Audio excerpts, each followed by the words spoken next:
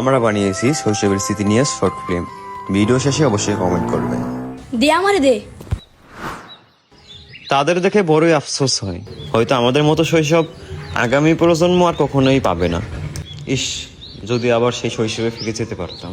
দোয়া দোয়া খেলতে যাবি না?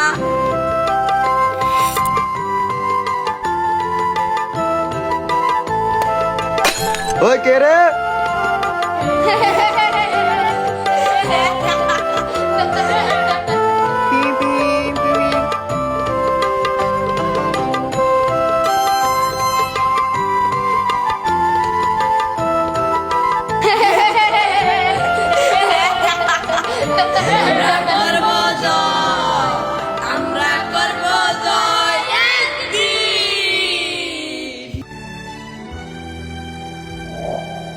ছোটবেলায় আমাদের মনে হতো বড় মানুষের জীবন কতটা সুন্দর, না পড়ালেখার চিন্তা, না এক্সামের চাপ।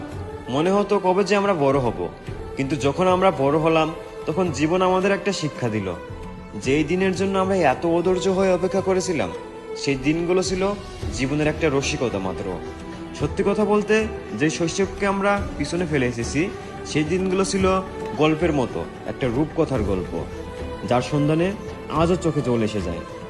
আজ যখন আমরা পিছনে ফিরে তাকাই, মনে হয় যদি সময় সেখানেই থেমে যেত।